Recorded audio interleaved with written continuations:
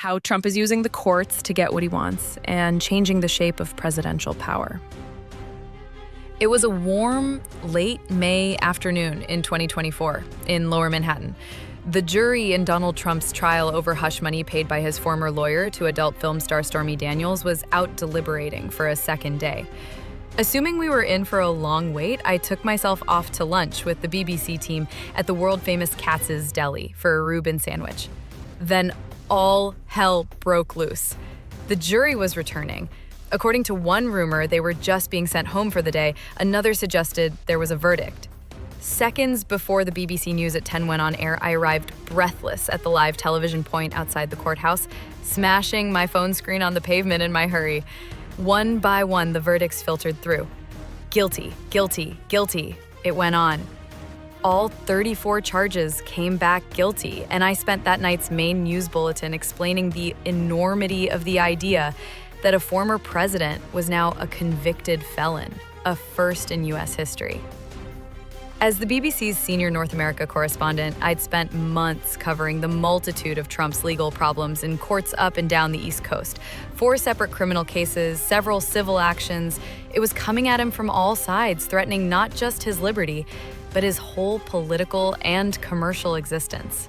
Spool on a year, and the boot is thoroughly on the other foot. 3 major Supreme Court judgments, one giving presidents and former presidents broad immunity from prosecution, a second dismissing the ruling that Trump's attempts to overturn the 2020 election results disqualified him from running for office again, and a third, just last month, curbing district judges' abilities to stall the president's agenda, have all emboldened this president who, having reshaped the Supreme Court with a solid conservative majority, now has the lower courts in his sights. Those federal district judges, who had often made rulings on immigration policy that they said applied nationwide, are now facing a full frontal onslaught from an administration that has questioned their legitimacy, and some say flouted their very authority.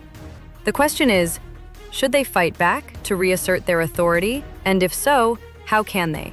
And will this all permanently reshape the balance of powers in the U.S., even after Donald Trump's term ends? The gravest assault on democracies below or Maria, they earn conditions performant.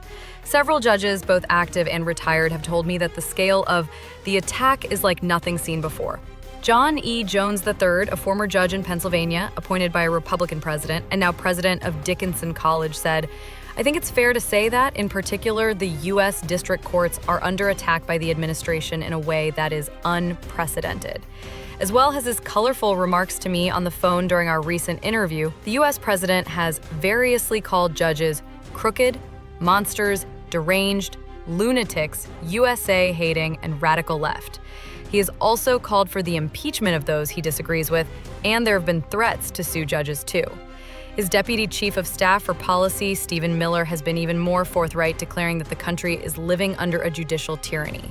Each day, they change the foreign policy, economic, staffing, and national security policies of the administration, he posted on the social media site X in March. It is madness, it is lunacy, it is pure lawlessness. It is the gravest assault on democracy. It must and will end.